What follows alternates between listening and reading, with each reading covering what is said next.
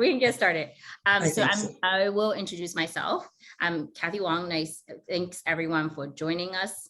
Dr. Sadock, would you like to introduce yourself as well? Sure. I'm Virginia Sadock. I am a psychiatrist, and I direct the program in Human Sexuality at NYU Langone. So we do teaching and we do treatment as well for a variety of sexual dysfunctions, and I'm very happy to be part of this webinar.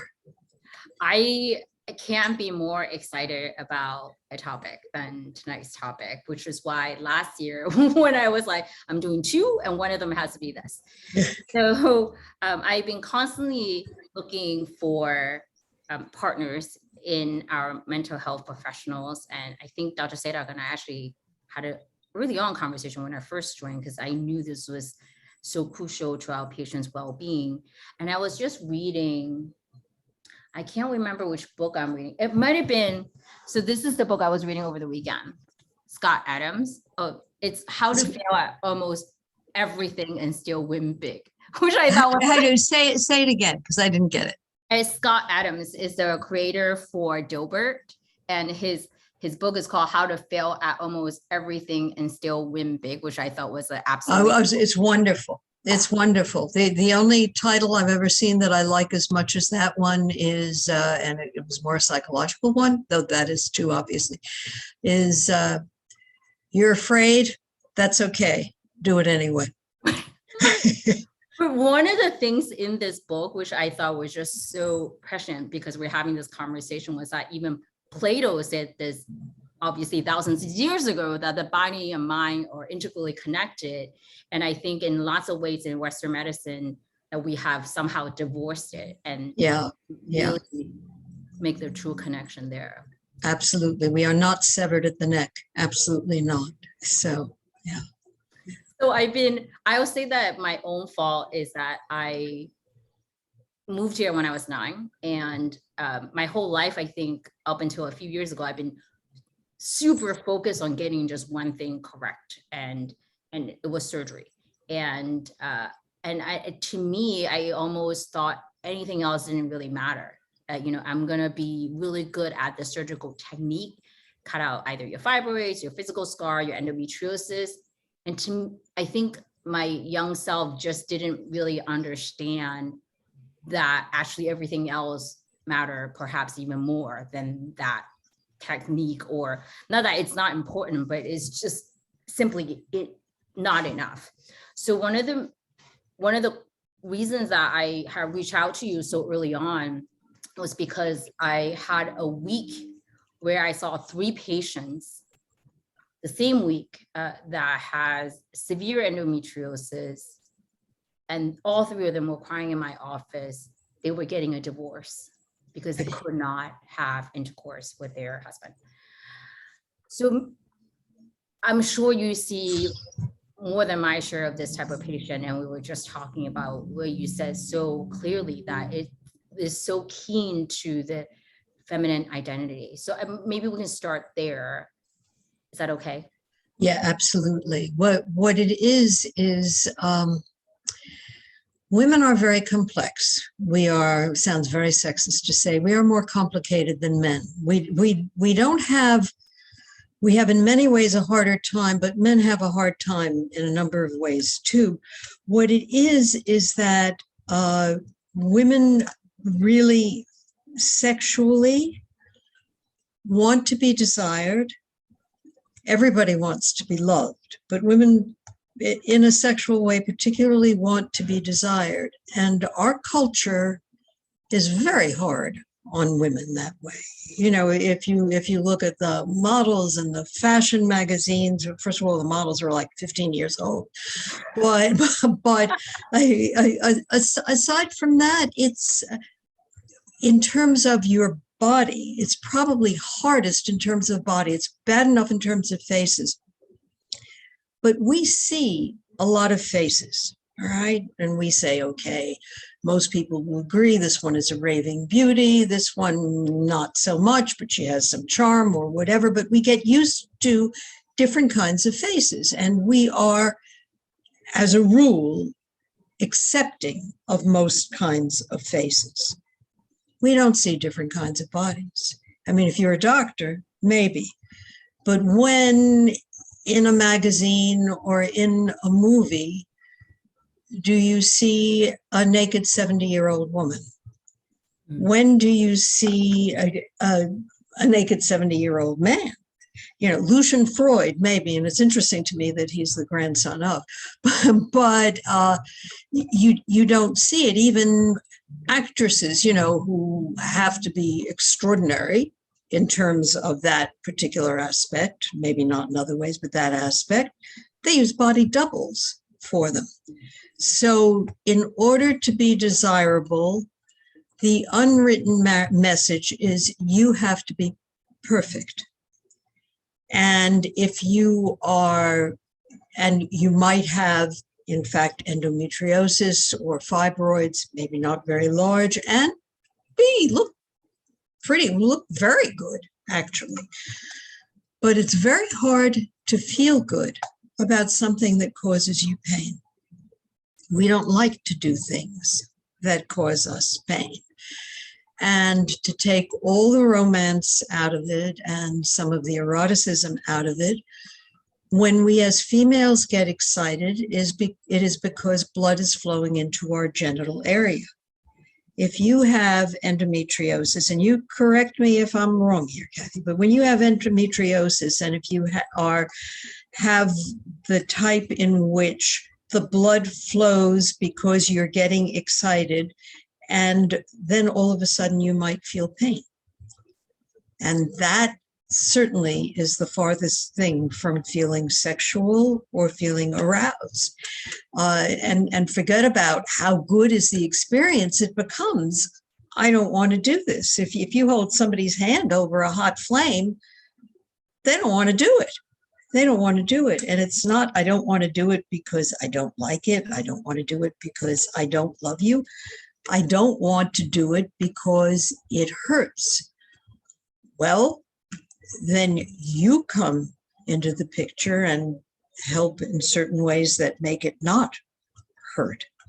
But what's left is the memory of the pain. Even let's say if there's surgery and the endometrial tissue is taken out, there's the memory of the pain. And that's a very powerful memory and a very powerful deterrent. And I wish that some of the women, all of the women who go into this, wouldn't feel it's just me. And that's such a very normal feeling for a female to have. I will go away from the endometriosis a little bit just to make it somewhat clearer. Suppose a man has erectile dysfunction. It's something that he has, and maybe he suffers with it for a long time, or maybe once in a while, or maybe he's very hard on himself and he thinks no man ever has had this. Not true. However, he tells his female partner that, and she goes, there's a part of her, at least, unless she's an extraordinarily confident woman, and rarely that confident, goes, it's me. It's me. I'm not attractive enough. I'm not desirable enough. It's me. Otherwise, we grow up, maybe less so now, but thinking, all we have to do is stand there naked and a man is going to be immediately aroused. Not true. Not true. And certainly not true in a long-term relationship. They're too used to us. We're not that new.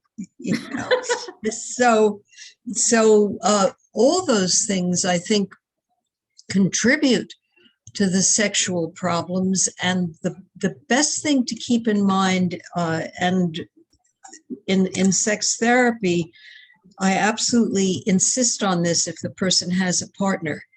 It's not the individual, the identified patient, as I call them, the woman with endometriosis or the man with erectile dysfunction. They don't come in for therapy themselves. They come with their partner. It affects their partner. It is a couple issue and has to be dealt with by the couple. And I think that's the most important start there. So many follow-up questions. So I'll try to Okay. do one at a time.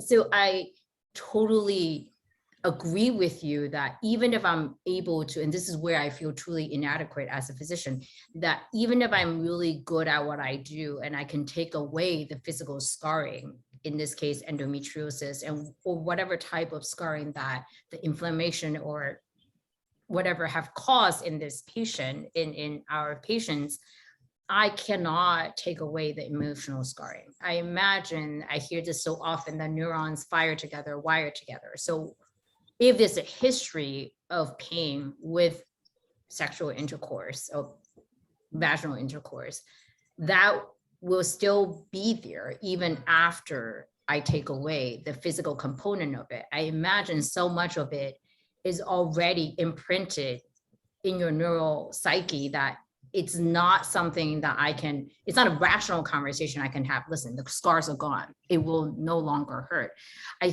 This is why we oftentimes will even send our patients to powerful PT before.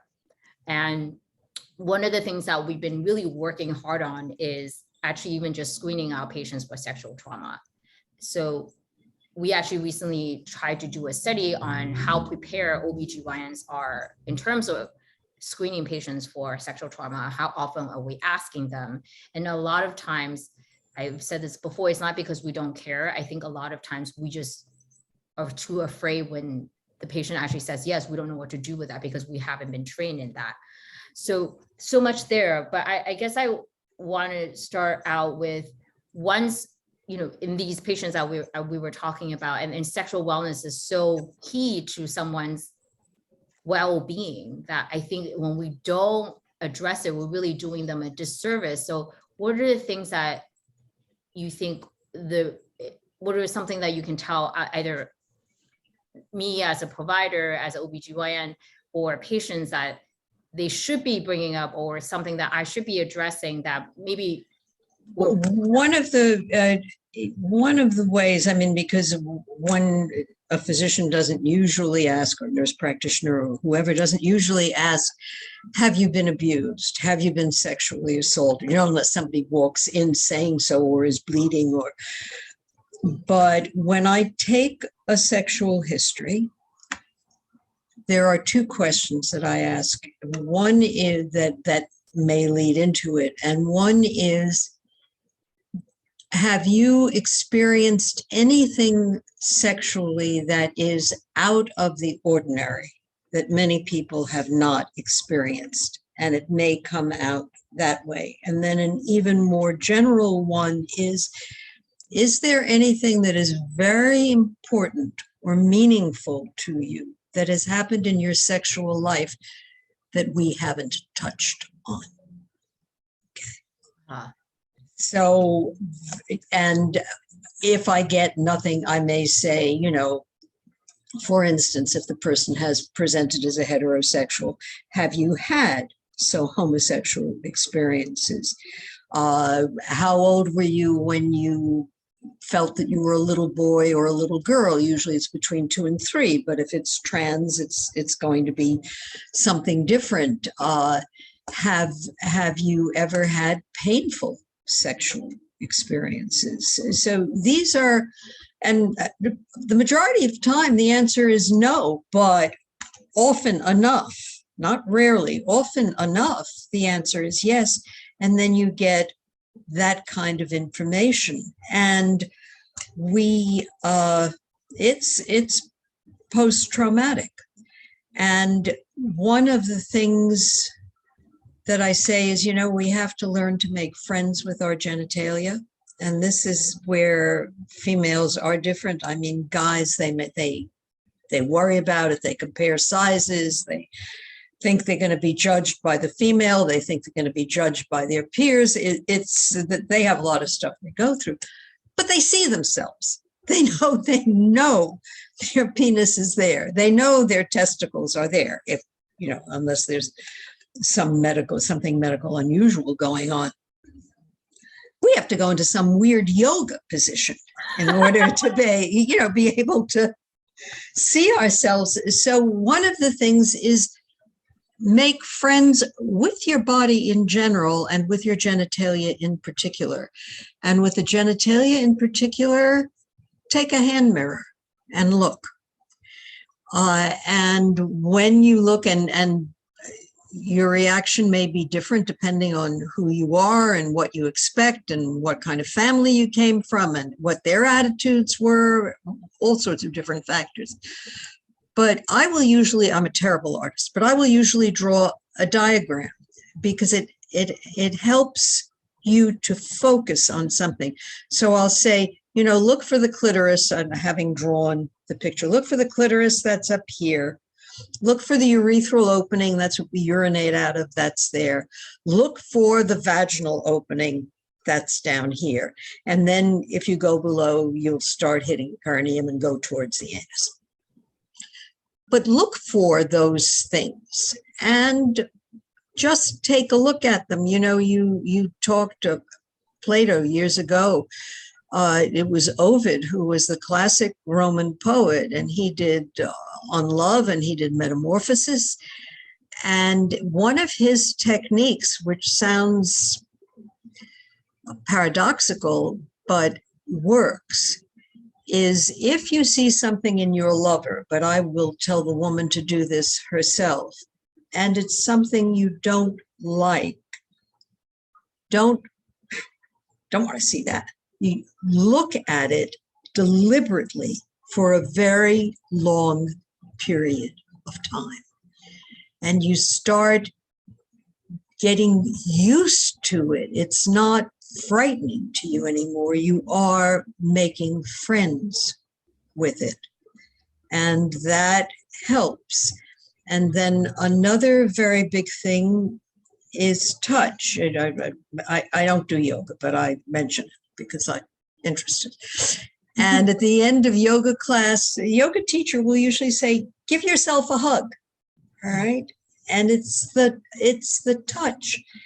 And if we very often put body lotion on and stuff because your skin gets dry or whatever, but do it a little more slowly. See how you feel.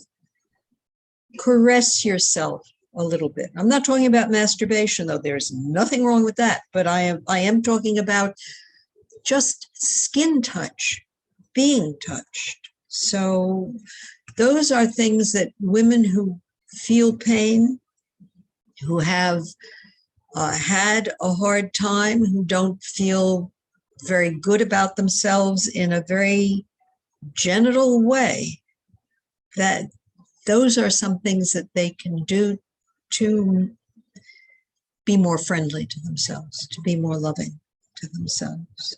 Yeah. I think I'm hearing that we should get to know our bodies more. Yes. And I think there's so many cultural connotations or baggages or all of the above that we may carry with ourselves that may prevent us from doing that. And well, we're very often told, don't do it. Don't do it. So it's not easy. It does run counter to what we've been told by society at large. And to your point about feeling very isolated and alone, which I don't have endometriosis, at least not to my knowledge. And I think about when I was diagnosed with fibroids and I was hemorrhaging every time I have a period, I felt alone, which literally makes zero rational sense because I do this for a living. So I know how many women is impacted by the condition that I have. And nonetheless, nonetheless, I felt alone and ashamed. And it didn't make any sense to me as a provider who actually tell women for years that you're not alone. You did not do this for yourself. And I guess in some ways I thought I believed it when I was telling someone else, but I didn't believe it to myself. And until I was diagnosed with this condition myself, I didn't understand how isolating it can feel, because I was really coming at it from a very rational angle of, but they were like millions of other women who are experiencing the same thing, but emotionally you can still feel entirely alone and ashamed, even if you know rationally you did not do this to yourself. And even then, and I think many of the women on this call can probably attest to that, they probably do think that they did something that resulted in their condition.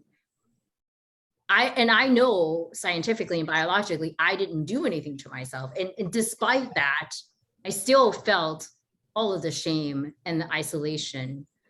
So But the shame was, excuse me for interrupting, but the shame was, I'm not saying was it.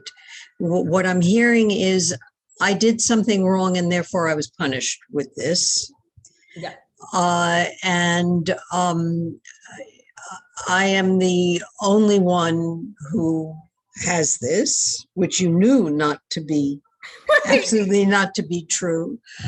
But it goes back to, we have to be perfect. And what I think of sometimes are the fairy tales, and they have different parts to them. And what I was thinking of when you were talking was Cinderella. Well, the foot has to fit perfectly into the glass slipper. If it doesn't, now we know her sisters were terrible, and so of course they shouldn't have been allowed to fit into it. But she had to be perfect. She had to be perfect. And, you know, I have yet to meet. I've met people that I admire very much, and I think are wonderful, but perfect.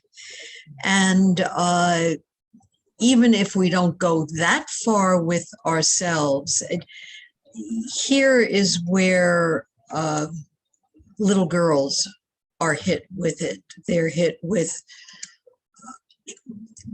I am wondering, I really am wondering what will happen with the young generations now, you know, with so much awareness of stuff, but then also so much isolation with COVID and technology and the rest. I'm not sure quite how it's going to play out, but it's the idea of I have to be perfect. Yeah. And I can't cry because I'm not, you know, I can't. It's an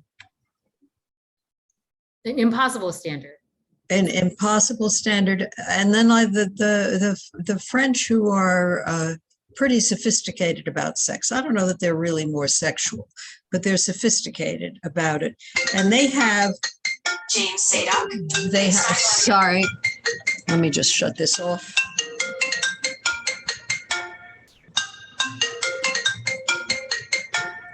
Did it. They have what I think is a wonderful expression. It's une jolie laide. And what that really translates into is an ugly woman who is pretty. Right. So what it is feeling good about herself and projecting that out. Now, easier said than done, especially easier said than done if pain is involved. Yeah, I was just thinking that so much of what you project out is how you really feel. And, you know, as you were mentioning this perfect image, I was actually thinking of the Audrey Hepburn documentary. Even Audrey Hepburn, one of the most beautiful women ever have lived, felt ugly and undesirable. And I couldn't even really wrap my mind around how she can reach such a conclusion. So even when you are Audrey Hepburn, and you look like Audrey Hepburn, and you're celebrated like Audrey Hepburn, it's still a lot of internal work that we have to do to believe that we are good enough. We don't need to be perfect. Exactly. Exactly. I have another way that sometimes helps that, not always, but it's another fairy tale. And it's the fairy tale of the Sleeping Beauty, and Sleeping Beauty's born to the king and queen, and hooray, hooray, hooray. And they're going to have a big, celebration for her birth. And they're going to invite the fairies in the kingdom. There are 13. The queen only has a dinner set for 12. So one fairy is not invited. So the 12 come, they sit down, everything's great. And one fairy says, I wish her grace. And the other, I wish her intelligence. And the other, I wish her athleticism. The other, I wish her generosity. And I wish her kindness, and blah, blah, blah, blah, blah. And they go around, and 11 fairies have given, this is a fantastic girl, right? And then the 13th fairy, who has not been invited and is furious, whooshes in. She says, I'll give you my gift. You didn't invite me, but I'll give you a gift anyway. And my gift is when she's 15, she'll prick her finger on a spindle and she'll die. And I was, and then she sails off, and like the Wicked Witch of the West. And then the 12th fairy says, I haven't given my gift yet. She said, I can't take away that bad gift, but I can make it a little bit better. All right. When she's 15, she'll prick her finger, but she'll fall asleep, and then the rest, the prince will come, blah, blah, blah. But my take from that is everybody gets good fairy gifts and bad fairy gifts. And it's not a punishment, though it was from this 13th fairy, but it is, you get some that are good and some that are bad. And it's not always even, and it's not always the same for all people, but it helps sometimes, specifically when the bad fairy gift is pain, or the bad fairy gift makes you not feel good about yourself, to write down, literally write down, and then read out loud to yourself, and maybe put it on a mirror someplace, what you think your good fairy gifts are. And that can help. I love that. I love that. I'm going to read one of the questions from the attendees. And then if there are other questions, please feel free to put it in the chat. And so this one is from Liz. It says, do you think there's an emotional psyche contribution to fibroids or endodeveloping? Not that I did something wrong, but that there are dynamics and patterns that can contribute to our womb health. I'm not sure I quite understand the question.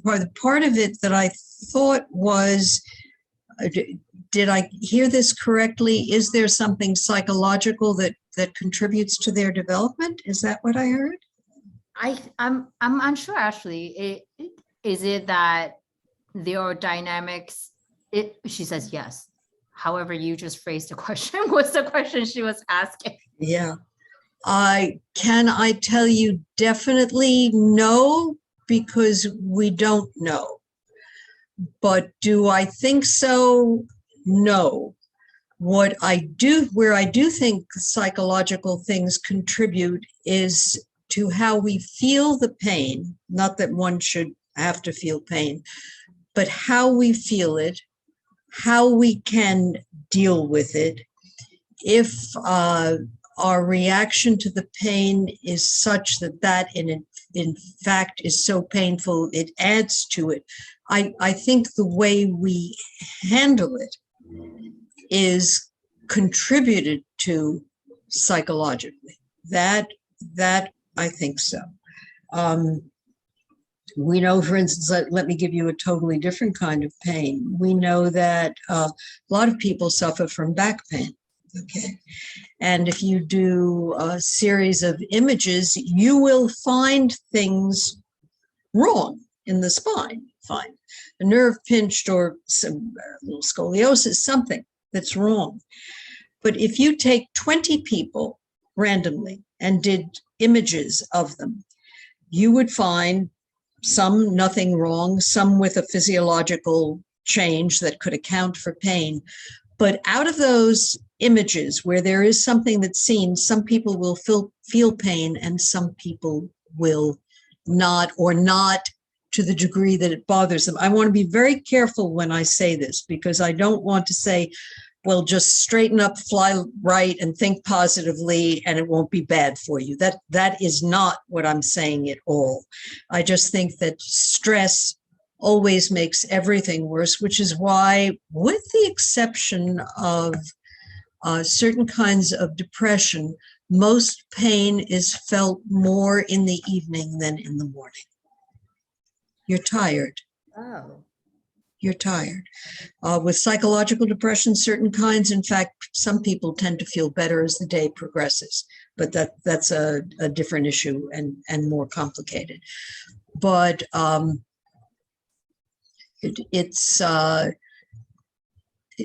we're tired. We're tired, and we've been dealing with stuff the whole day. You know, it's enough. I'm tired of this, unless you can really sit back and kick off your shoes, and most women have a lot to do. You know? Yes. I was actually thinking that sometimes I get pushback when I suggest to patients to see a therapist or psychiatrist, because they then seem to conclude that I think their pain is psychological. No. And that is absolutely not what I'm saying at all in any way. And I think you need some resources to even help you cope with the pain. Exactly. One of the things that I think can be helpful there, I'm sure you set up some of them, are groups. Because with groups, you share experiences, you don't feel so alone, and you also learn from other people. You know, I do such and such, and it helps me. All right. Yeah. I do this, and it helps me. Or, my God, I can't think of anything. There's some days I just can't think of anything to do. And somebody else will say, I feel the same way. And then I just sort of give in, or try to go to sleep, or do whatever I do. And it's okay. It's okay. We actually, pre-pandemic and in the beginning of the pandemic, I had tried to set up weekly meditation sessions for our patients. And I think at the time I was actually thinking that would help calm the anxiety and the stress for patients, not just endometriosis patients, but patients who are about to undergo surgery.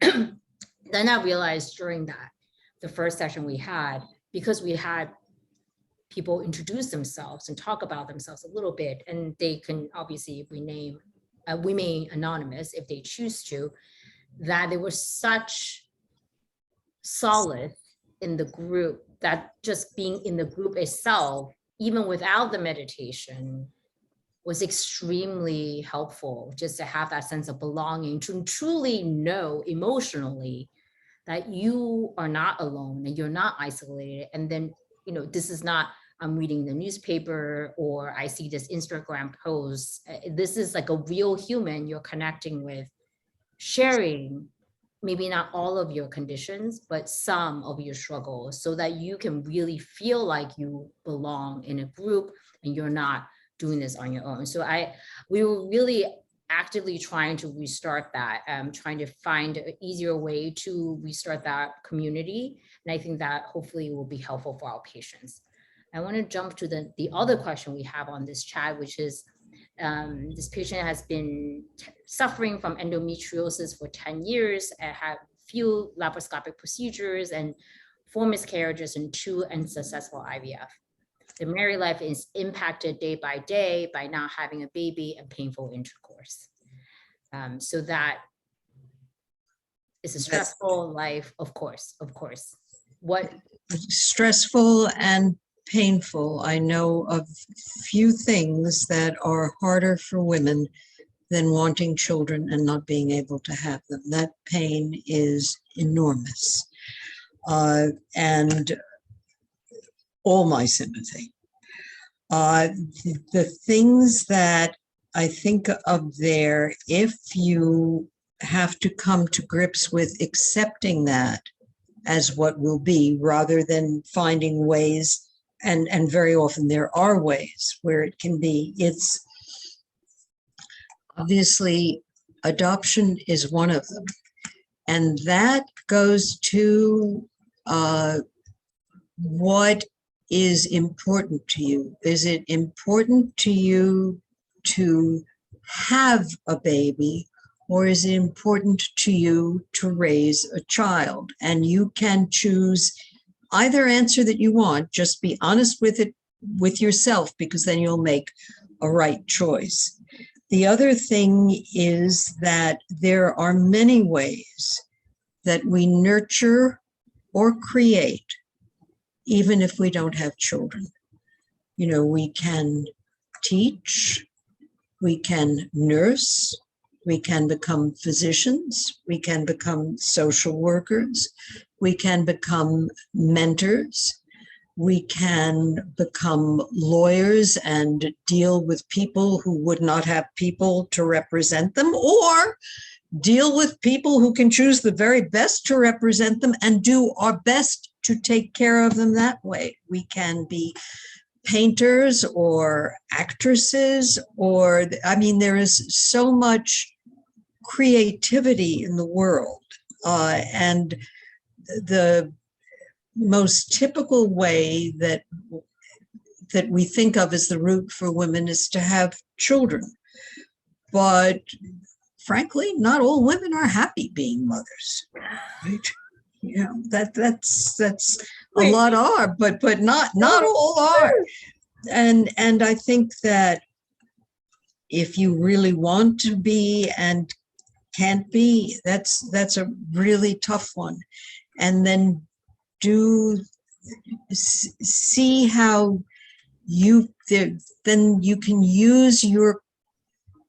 It's not easy. It's easy for me to say, it's very hard to do, but it's a matter of, don't think your creativity is gone.